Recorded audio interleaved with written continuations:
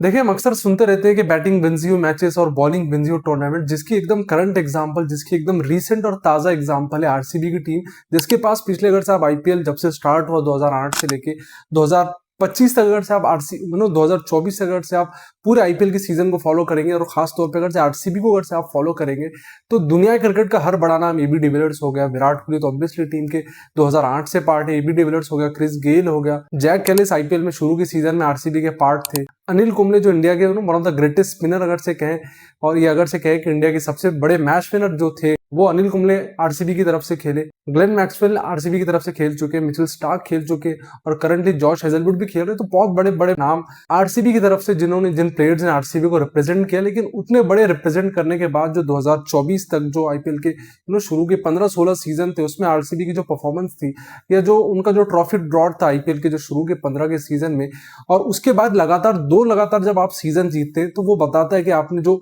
Winning formula होता है, जो विनिंग जो सक्सेस मंत्र होता है, उसे आरसीबी की टीम ने पिछले 2 सीजन में, 2025 के आईपीएल फाइनल में और 2026 के आईपीएल के सीजन में, 2026 के आईपीएल के फाइनल में, वो एक सक्सेस मंत्रा को, एक सक्सेस के फॉर्मूले को आरसीबी की टीम ने क्रैक कर लिया है, जिसके बारे में आज की इस वीडियो में बात करेंगे। उससे पहले ये भी स्टोरी के बारे में बात करेंगे कि रजत पाटीदार को कैसे कैप्टनसी ऑफर हुई, इसके बाद उनकी क्या टेक थी एज कैप्टन, जब उन्हें ऑफर की गई एंडी फ्लावर बोबैट की तरफ से, जब उन्हें कैप्टनसी ऑफर की गई, तो उसके बाद उनका जो सबसे पहला स्टेटमेंट क्या था उसके बारे में बात करेंगे। और जो 2 लगातार आरसीबी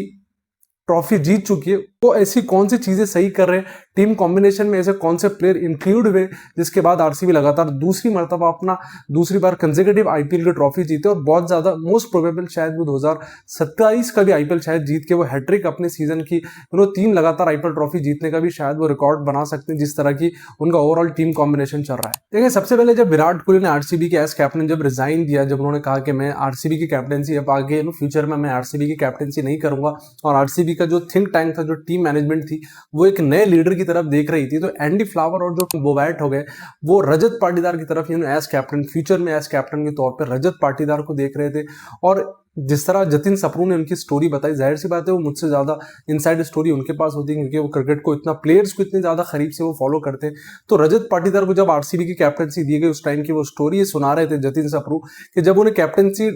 ऑफर करने की बात की गई, तो एंडी फ्लावर ने और बोबैट ने जब उनसे पूछा कि हम अगर से आपको आरसीबी का कैप्टन बनाते हैं, तो कौन सी ऐसी चीज करेंगे जिससे आरसीबी ट्रॉफी जीत जाए, या आरसीबी का ओवरऑल टीम कॉम्बिनेशन बेहतर हो। तो जैसा कि जतिन सप्रू ने कहा कि जो कैप्टनसी की जिसे लालच होती है, कैप्टनसी की जिसे बहुत ज्यादा ख्वाहिश होती है कि मैं इतनी बड़ी फ्रेंचाइज की कैप्टनसी करूं, तो वो 2-3 रटे रटाए स्टेटमेंट होते हैं कि हम ओवरऑल टीम कॉम्बिनेशन पे काम करेंगे, ओवरऑल टीम कल्चर पे काम करेंगे। लेकिन उन्होंने आरसीबी की मेन दुखती रख पे, जो पिछले 14-15 साल में जो मेन आरसीबी की ओवरऑल टीम का जो इशू था, वो उनकी बॉलिंग था, ना कि बैटिंग था। बैटिंग में बहुत ज्यादा प्लेयर्स खिलाए गए, ऑलराउंडर उनके पास, जैसा कि मैंने कहा कि जैक कैली जितना one of the greatest allrounder, जैसा ऑलराउंडर जब उनके पास खेला, तो उनके पास जो मोस्ट इनकम्प्लीट जो डिपार्टमेंट था आरसीबी का, वो उनका बॉलिंग डिपार्टमेंट था। जिस तरह ओवरऑल उनकी जो पिछले 14-15 साल में उनकी जो बॉलिंग डिपार्टमेंट की हालत थी, हालांकि जैसा कि मैंने कहा कि डेल स्टेन खेल चुके हैं, मिचेल स्टार्क खेल चुके हैं, लेकिन उसके बाद भी जो एक ओवरऑल बॉलिंग लाइनअप आपको चाहिए होता है, जैसा कि मैंने कहा कि टूर्नामेंट जीतने के लिए आपको एक अच्छी बॉलिंग लाइनअप होना बहुत ज्यादा जरूरी होता है,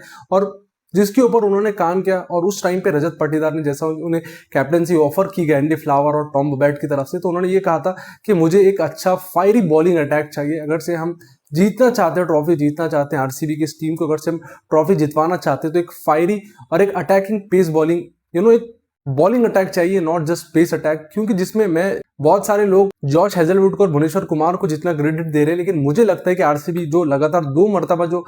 ट्रॉफी जीत चुकी है, उसमें कुणाल पांड्या का जितना इंपॉर्टेंट रोल है, उतनी उनके ऊपर बात नहीं हो रही। कि मिडिल ओवर्स में अक्सर आरसीबी के शुरू से आप देख लें, 2008, 9, 10 से आप देख लें कि उनके मिडिल ओवर्स में बॉलिंग करने के लिए जो उनके पास सबसे बड़ी जो गैप थी, उस गैप को कुणाल पांड्या ने पिछले 2 साल से फिल इन किया, जिसका मुझे लगता है कि आरसीबी को बहुत ज्यादा फायदा हुआ। वहीं पे राशिक सलामदार की अगर से आप बात करेंगे, तो उस प्लेयर की, उस बंदे की कोई बात नहीं कर रहा है। अगर से उसकी अगर से आप परफॉर्मेंस देखें, 17, 18, 19 विकेट उस बंदे ने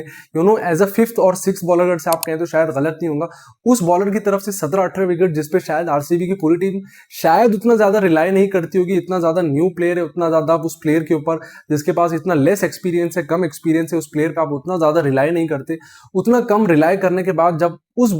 बंदे ने, उस 4th, 5th बॉलर ने आपके 17-18 विकेटें ली हों, उससे ज्यादा विकेटें ली हों और उतनी ठीक ठाक इकोनॉमी के साथ जब वो बॉलिंग करता है तो वो आपको बताता है कि जो आईपीएल की अगर से जो 4th-5th टीम भी होगी, जैसा कि राजस्थान रॉयल हो गया, सनराइजर्स हैदराबाद हो गया या केकेआर भी कई टाइम तक प्लेऑफ के लिए क्वालिफाई करने की बहुत अच्छी कंटेंडर थी, लेकिन अगर से उनके टॉप बॉलर का और राशिद सलामदार का भी अगर से आप कंपैरिजन करेंगे तो राशिद सलामदार की परफॉर्मेंस चौथी पांचवी आईपीएल की टीम के लीडिंग बॉलर से अच्छी परफॉर्मेंस थी राशिद सलामदार की, जो आपको बताता है आरसीबी के जो दो लगातार साल से जो जीत रहे हैं उसमें मुझे लगता है कि जो 4th-5th बॉलर, पहले अगर से आप आरसीबी के रिकॉर्ड को देखेंगे 2014 से पहले, तो जो उनका मेन बॉलर होता था, जो उनका लीडिंग फास्ट बॉलर होता था, उसके शायद उतने विकेटें नहीं होती थी। लेकिन इस सीजन में अगर से देखेंगे आप 2026 का जो परसों वो फाइनल जीते, उस पर जो उनका 4th और 5th बॉलर है राशिद सलामदार, उसके मेन लीडिंग विकेट टेकर जो बॉलर आरसीबी के हुआ करते थे, लीडिंग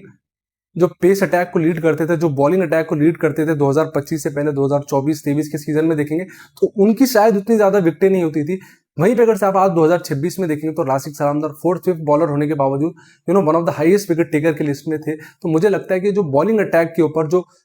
पूरा बॉलिंग लाइनअप जो आरसीबी की टीम मैनेजमेंट है और रजत पाटीदार का उसमें बहुत इंपॉर्टेंट रोल है, तो जो उन्होंने कंप्लीट अपने बॉलिंग लाइनअप पे काम किया है वो मुझे लगता है कि आरसीबी के लगातार 2 आईपीएल जीतने का सक्सेस मंत्र है।